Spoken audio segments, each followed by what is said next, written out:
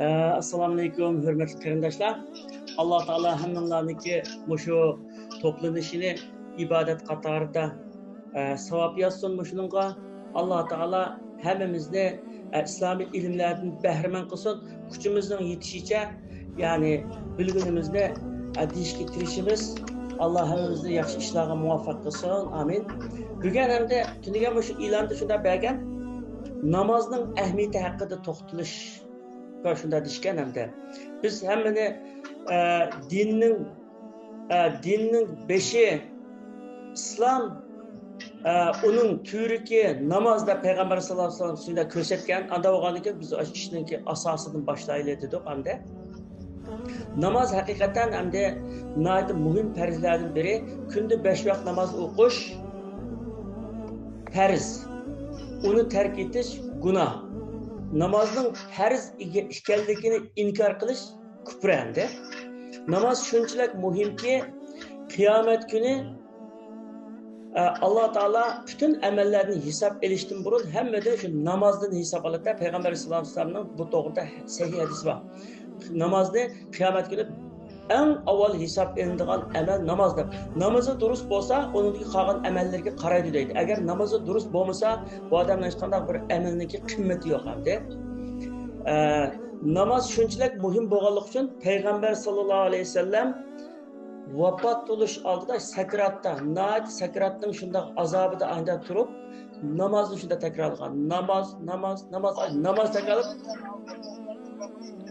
eng oxirdagi shu nimasi Payg'ambar sollallohu alayhi vasallamniki shu namoz bo'lgan tavsiyasicha hamda Payg'ambar sollallohu alayhi vasallam milodiya 632 yili Hijriyaning 11 yili Rabiul Avval oyining 12 kuni vafot bo'lgan. Juma kunlikda namoz shamni o'qib bo'lgandan keyin namoz shamni jamoatida o'qib bo'lib uyga kirgandan keyin qattiq rohatsizlanib bunda qizitma kesilib bo'lib ketdi. Qattiq rohatsizlanib ketib hushidan ketdi. Hatta xuttamga azan chiqqandimi bilinmay qoldi. Am birdan keyin biroz hushiga kelgandan keyin suvoq suvni chechib, yuvib yuzini ayda qilgandan keyin biroz hushiga kelgandan keyin hushiga kelibla jamoatlar namoz o'qidimi deb so'raydi. Yo'q, namoz o'qimadi, o'zini kutyapti ya Rasululloh degandan keyin suvni akilinglar deb suvni tartalay deb tartilib yuzlariga chechib suvni kuchukini bunda so'rindib jonlanay deb qilgan biroz yaxshi jonlanib qolgan o'rnimdan turay deb o'rnidan turishiga yana aylanib ketdi-da, hushidan ketdi. Undan keyin yana suvni chachidi, badallarini so'rinditdi, Rasululloh qattiq qizibni kesal bo'lgan ekan. Shundan keyin birozdan keyin hushiga kelib jamoat namoz o'qidimi dedi. Yo'q, o'zini kutyapti dedi. Men yana o'rnimdan turay deb yana o'rnidan shundoq turishiga yana hushidan ketdi. Yana hushidan ketgandan keyin undan keyin shu yo'l ayda chilatdimmi, cho'ng ayda tashladi suvni akilib, suvutdi, hatto suvning ichida o'tirib Rasululloh badallarini shundoq so'rinditdi. Qattiq shu qiziqlikdan undan keyin biroz hushiga kelib, yaxshilab qoldi, endi namozga chiqalaydigan o'xshaydi deb, o'rnidan yana tursa, 3-qatim endi bu. O'rnidan tursa yana maqdur yo'q, faqat turolmaydi. Shuning bilan Abu Bakr roziyallohu anhuni Abu Bakr namozni o'qisin deb buyurdi. Shundan keyin shu juma kuni shanba, yakshanba, dushanba, seshanba, chorshanba, payshanba, juma, shanba, yakshanba. Dushanba kuni namoz asrgacha 10 kun Abu Bakr roziyallohu anhu imom bo'lib o'qiydi. Tarixda to'rtinchi qatim Rasululloh shu chaqda Rasululloh imom bo'lmay, Rasulullohning masjidida Rasulullohning xalifasi bo'lgan Abu Bakr roziyallohu anhu namoz o'qishga boshlaydi shu chaqda. Endi shu kuni namoz asrda Rasulullohning biroz ahvoli yaxshilab qolganda turdi. Ko'ngli ya'ni xili tetiklashib qoldi. Shuning bilan men namozga chiqay deb Ali roziyallohu anhuni va tag'isi Abbos roziyallohu anhuni chaqirdi. Ali roziyallohu anhu o'zining ikki o'g'li va tag'isining bolasi ikki beldan tutib, ikki qo'ldan tutib, buni ayda Rasululloh sollallohu alayhi vasallamni ayni açıqda. Hatta aşı mangalmay, puti so'rilab qilib manganda, yani sizib mangdi deydi sahabi. Shunchalik mag'duri yo'q. Shunchalik kuchi yo'q. Yani şu meclisga chiqdi. Namozning shunchalik muhimligidan hamda namozga chiqib mihrobning qashda bir ish bor ekan Rasululloh sollallohu alayhi vasallam uyida nimaga masjidga kirgan. Shunda kirishiga sahabalar xushal bo'lib ketib namozda turdi sahabalar. Abu Bakr radhiyallohu imom sahabalar xushal bo'lib ketib Rasulullohninki kirganidan namozda turib ishga echilganligini his qilibdi. Shundan keyin Abu Bakr radhiyallohu anhu hamda aqsga o'tsin Rasululloh oldiga o'tsin Rasululloh kirgandan anglamay qolgan ishlarda qo'lni chavoq chalib ayda qilgandan Abu Bakr radhiyallohu anhu buni bilib aqsga qayt qilib qolsa Rasulullohni oldiga mihrab chiqarmoqchilar. Rasululloh uni keyindan ya to'g'in deb chiqdi. To'g'izib Rasululloh Abu Bakr radhiyallohu anhuning aqsida namoz o'qidi. Aqsida. Sahabalar uning aqsida. Abu Bakr radhiyallohu anhu illik takbir aytdi. Kishilar Rasulullohga ergashdi barqam. Rasululloh Abu Bakr radhiyallohu anhu aqsida xuddi ikki imom bo'lgan ekanda, Allohning hurmatidir. Namozni o'qib bo'ldi. Namozni o'qib bo'lib Rasululloh uyga kirdi. Uyga kirib yana shu kasal qattiq qo'zg'aldi, shu chaqda vafot bo'ldi. Endi yana bir rivoyatda Rasululloh uyga kirishdan burun minbarga chiqib o'ltirib turib xutba qo'ydi, mag'dur yo'q. Tarixda tunji qatim, eng oxir qatim o'ltirib xutba qo'ydi. Xutba degani yurib qo'ydi, yani shu chaqda o'ltirib o'qib, meningki endi ajilim yaqinlashib qolgan o'xshaydi. Sizlar bilan rozilashib olay. Men kimni urgan bo'lsam, meni o'shdan meni urvasin. Kimning haqqi menda bo'lsa, kasn men beray. Kimga aziyat qilgan bo'lsam, men hozir men undan kechirim so'ray deb aytdi deydi. Deganki sahobalarga qilishmaydi. Yo sizning haqqingni dangla. Pijilish yo'q, tatinish yo'q. Haqqingni dangla. Men Allohning oldiga boshqalarning haqqi bo'lmagan holda pak ketishni xohlayman deydi. Deganki bir kishi aqida turib, mening 2 dirham pulim qolganda deganki Rasululloh Bilal radhiyallohu anhu darhol berib aytgan anda buyurdi. Uning sahobalar yana gap qilmay turdi.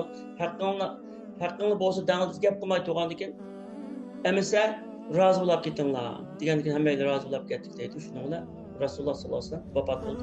Ya'ni shu kirib ketdi masjiddan uyga kirib qizitma boshlab ketdi.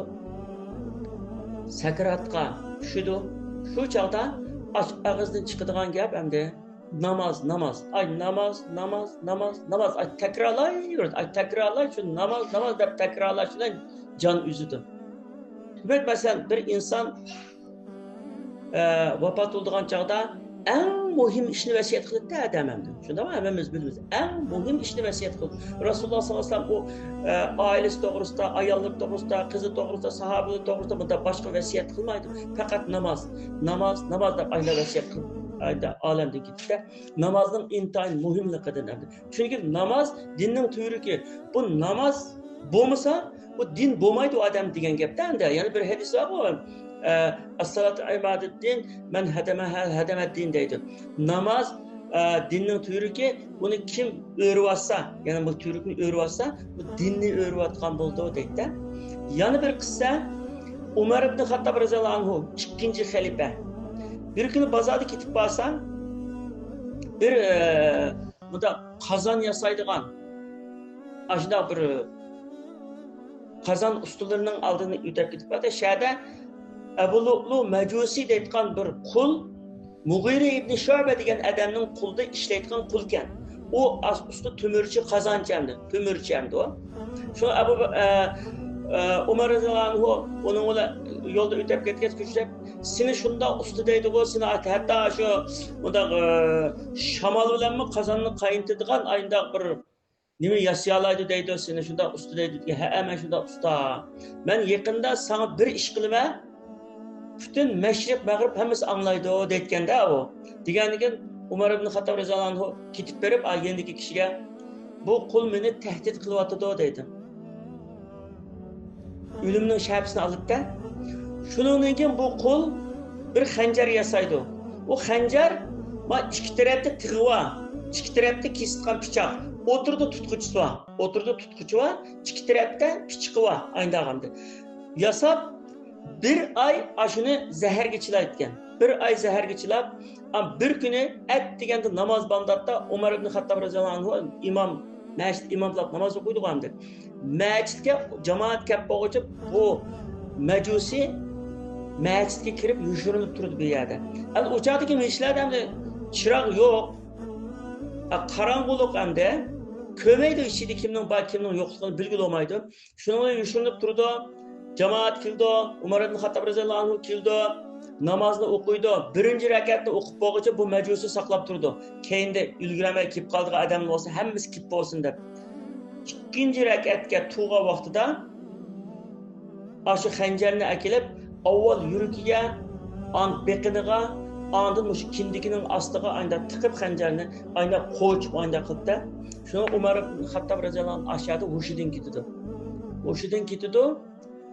Shu chaqda bu majusi an o'ldirib qochmoqchi bo'ldi. Shuni sahobalar oldin to'sab ayda qilsa, bu aşağıda kechish uchun 13 odamni yaralandirdi. Ash urib kelganga sanjay yurdi. Chunki bu xanjarning ikki tarafiga pichoq qo'yganda amida sanjay yurdi. 13 adam yaralanıp 7 adam aşağıda şehit oldu, ölüp gitti aşı zehirden. Şunu olan emdi bunu tutuğalı kopka vaxtıda yüzünü öldürüp aldı. Sahabeler kutulanmayın eken emdi der, mecusi yüzünü öldürüp aldı, ölü doşuma. Umar ibn Xattob roziyallohu anhu'nun uyga açıkıp yaralarını tanıdı. Hoşudan ketinglar, hech kim tuymaydi o kishi, hech kim tuymaydi, yotdi. O'g'li Abdullah ibn Umar yaralarini tangdim deydi. O'sha qo'sqiga pichoq tiqqayagan qulamni bunda qonni to'xtaydi, qulamni olsam, qulam ichiga kirib ketdi deydi. Shu mo'yinda ikki bisliq pichoqni anda tiqib qo'ychigan gapda, qo'sqini ajda qilgan gap. Shuna bilan sallanni buzib, sallani shu qo'sqiga misha qo'yib tengib bunda tangdim deydi. Birden keyin hushiga kelib Umar ibn Xattob hushiga kelib bunda qarab birinchi deyotgan so'zi "Menga nim bo'ldi" demay, jamoat namoz o'qidimi deb so'raydi. O'qidi degan suv akelinglar menga dedi. Ichadigan suv deydigan o'xshaydi bir qachib suv akasi. Yo'q, yo'g'on dastga suv akelinglar men tartilib namoz o'qiyman, chunki namoz o'qimadim bu dedi. Shu holatda namozni Təhrətini elib yatqayıb namazını oxuydu. Namazını oxuyub, elhamdülillah namazımı oxuyub aldım deb.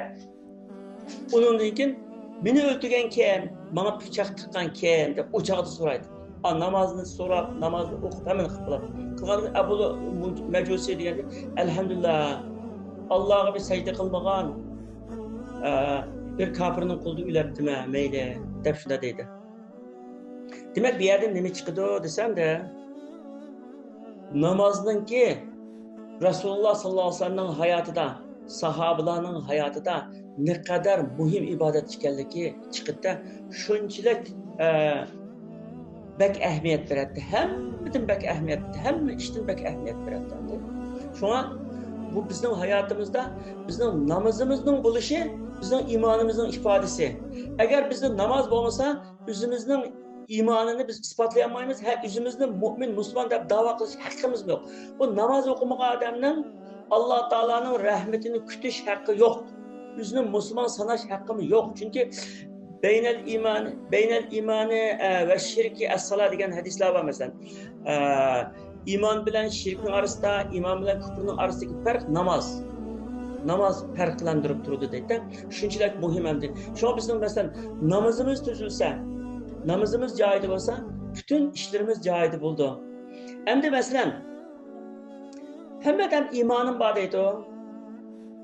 Bizde Uyg'urlarning ham qanday bir Uyg'urlikni uchrasam, men musulmon, elhamdülillah musulmon deydi. Shundami? Hammadan o'zini musulmon, o'zini mu'min deydi. Allohga ishinaman, oxiratga ishinaman, olti iymonga ishinaman deydi hammadan. Ammo namoz o'qimaydigan odamlar bor-da bu. Endi masalan, sizni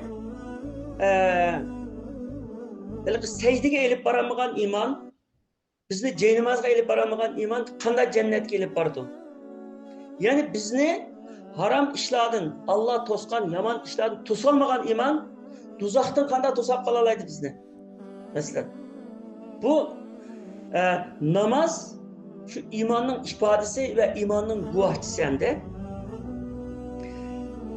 Peygamber sallallahu aleyhi ve sellem'in en ahirki vesiyetinin imam boğal, namaz boğallığı bu ya nacık manavaca. Hem de cihat kılınlar, cihat kılıp başka şehirlerini fethi kılınlar. Ata-ananın yaxşı hizmetini kılınlar. Yani cemiyette nurgun muhim işli var de. Anda işlerini vesiyet kılmay, namazlarını vesiyet kılganlığı mı Resulullah sallallahu aleyhi ve sellem? Çünkü namaz okuyan adam günahın yanında doğru yolda manadı. Bu da teşrif baksak cemiyette, yaman işki petip kalgan adam namaz okumayın adamlar. 5 vakit namazı cahide adamlar, anda eğer günahları petip kalgan adam yok. Bu şu öyle akçikimlik değil, katıllık değil, mafiyalık değil, nime değil? Aşıla Allah'tan yirak, namazdan yirak adamlar.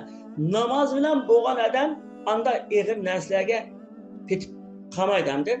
Şuna namaz okusa, namaz okuğanda ata-anası kılma yaxşılık kıldı, Allah'ın yolu küreş kıldı, Allah'ın benliği yaxşı muamele kıldı, rahim şefkat kıldı. Bütün yaxşılıklarını kılı dendi an namaz okuğan adam. Hem de bir yerde nurgun adam namaz okuydu, konularını kelgen buluş mümkün hazır. Nurgun adam namaz okuydu, namaz okuğanın içinde xəxlərini aldaydıgan, koymaçılık kıldıgan, yalğın eydidigan, fitne xoğuluk kıldıgan, dostlarının arasını parçalaydıgan, ailelerini bildigan, aşındaki adamların bağı deyişinler mümkün. Aşındaki adamların bağı cemiyette. Bizden Uygurlardan bağı, Araplardan bağı, Türklerden, başkalardan bağı. Ama ular belki doktorunun darisini yaptırıp sakaymagan koni keselge okşaş adamlar o. O ibadette onu yaman işini tusalmagan deken, yani yaman işinden seni namazın tusalmasa, o namazının faydası bulmadı diyen gel.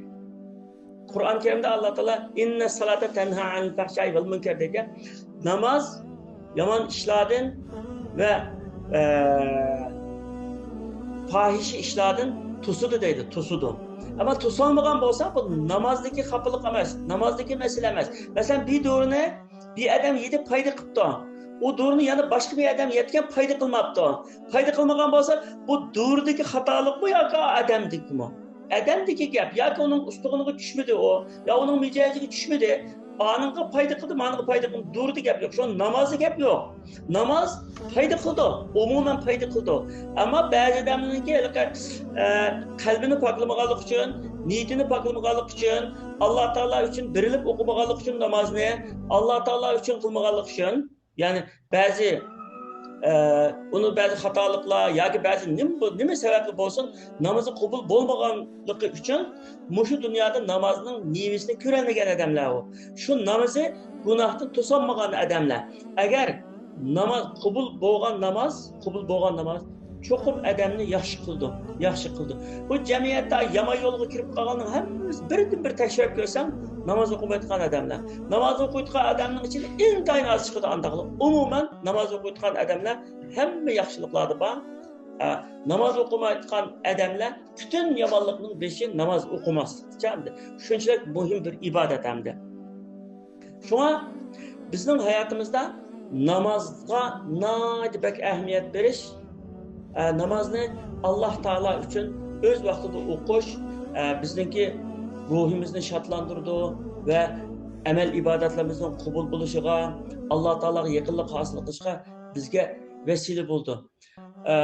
Şu Saudi Arabistan'da Şahnaz Milibari degan bir ayal namazның psixiki kasalliklarni davolash rolü de bir kitap yazdı.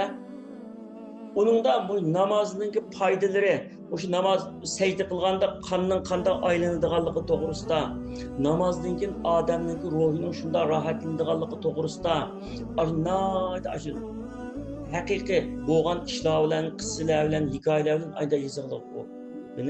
Masalan, şu Müslüman memleketlerinin içinde üzünü öldürülüş nölden tüven bilsen. Müslüman emas memleketlerde üzünü öldürülüş nispeti naydi çıkayına. Fıskiki keselliklerim o, namazı okuyduğun adamlarda 0% yetmeydi. Yani 1% yetmeydi, 0'den çıkmaydı.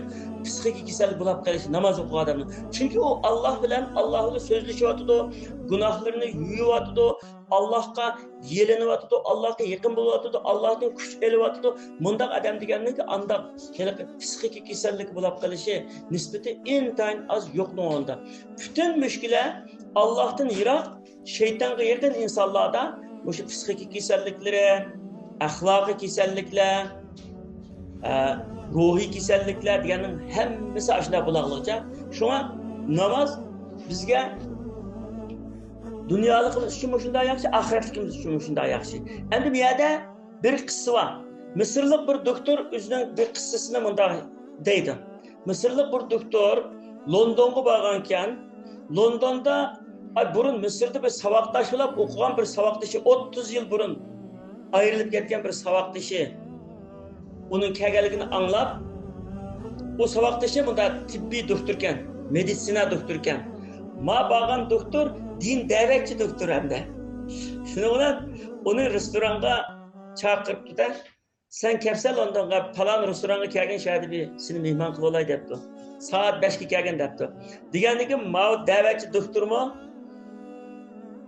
Ashu musulmon degan vaqtga rioya qildi-hamdi.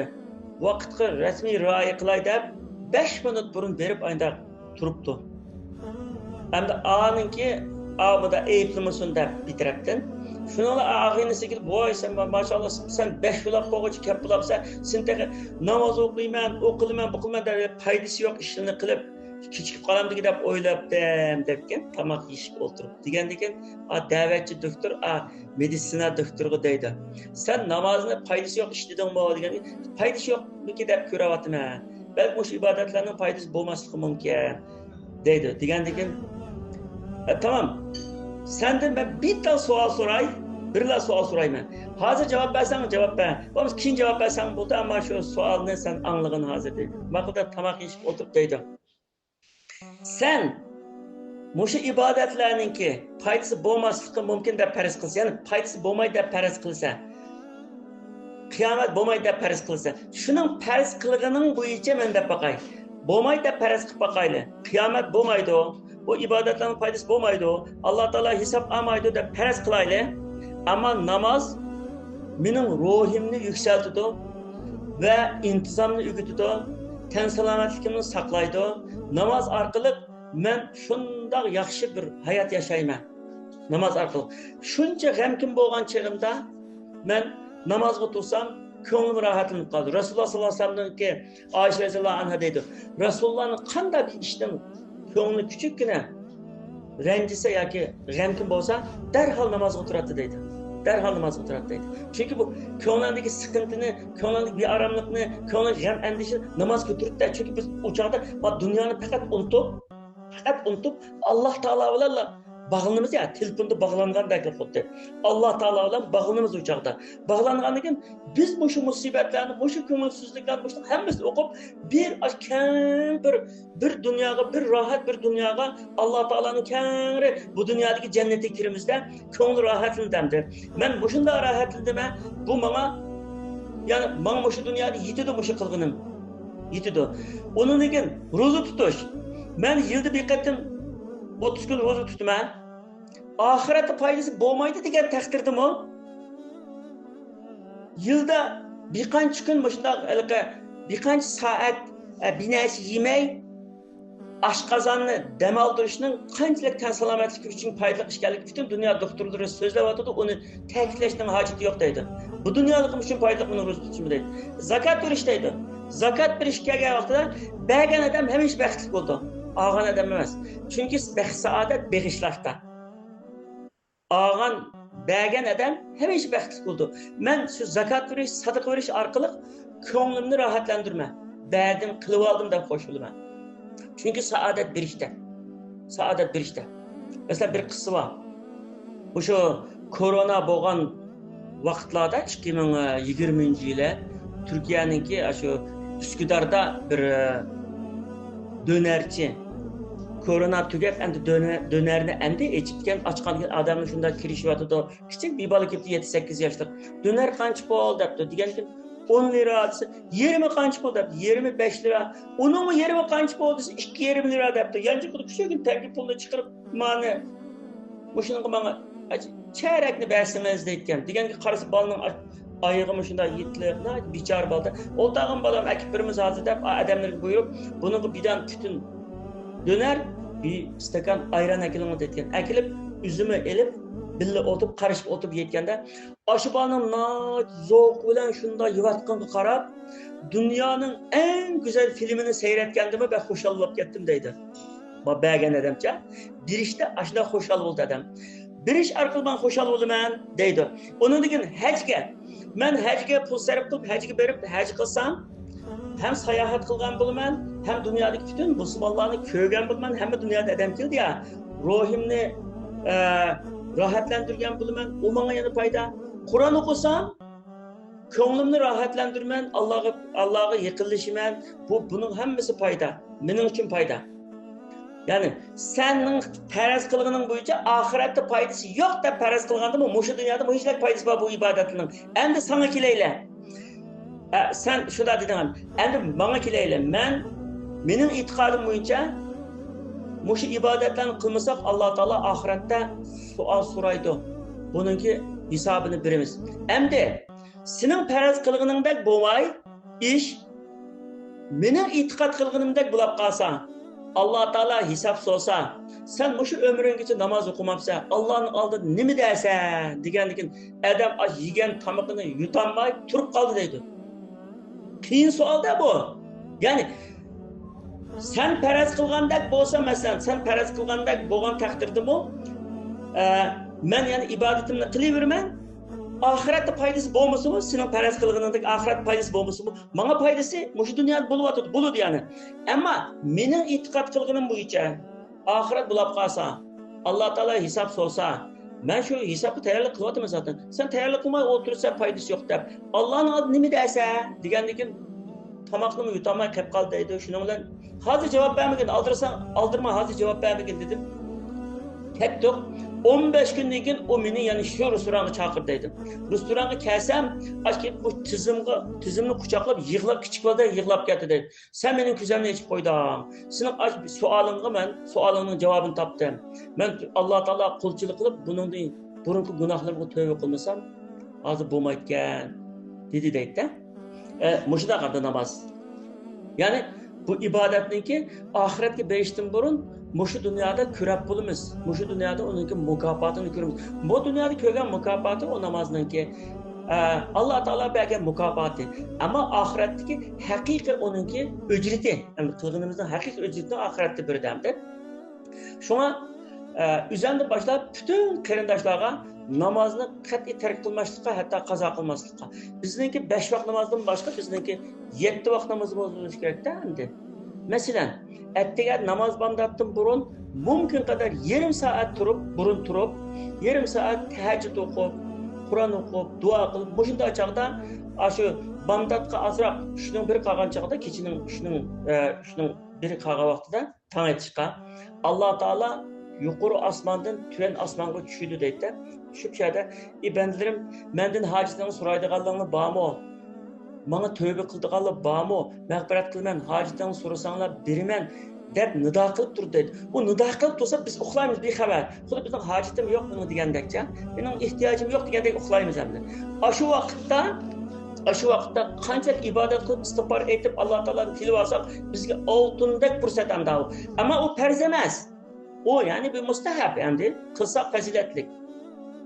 Undan keyin kun chiqib bo'lgandan keyin namoz bomdatdan keyin kun chiqdi. Kun chiqqandan keyin 2 rakat yo 4 rakat bunda tashriq namozi deb qo'ymiz, endi nima? Chashkar namoz deymiz Uyg'urcha.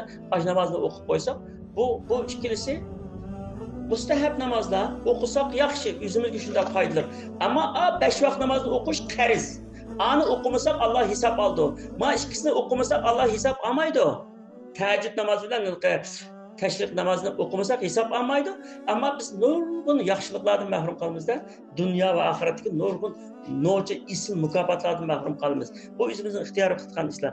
Chunki nafli ibodatlar bilan, nafli namozlar bilan Alloh taologa texmi bak yaqinlashib qoldi. Chunki farz ibodat Alloh taolo bizga buyurdi, üstimizdagi vojib.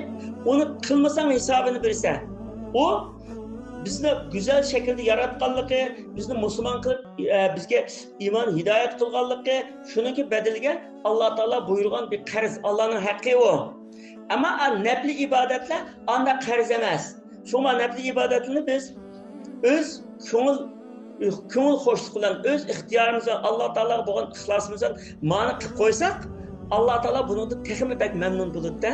Chunki bandam men farz qilganni qildi, yana men farz qilmasam ma'ni qilib menga yaqinlashyapti deydi. Alloh taolo albatta o chaqda bizni o'ziga yaqin qildi endi. Bizga rahim shafqat qildi. Namoz haqida mushizlar to'xtalaylik.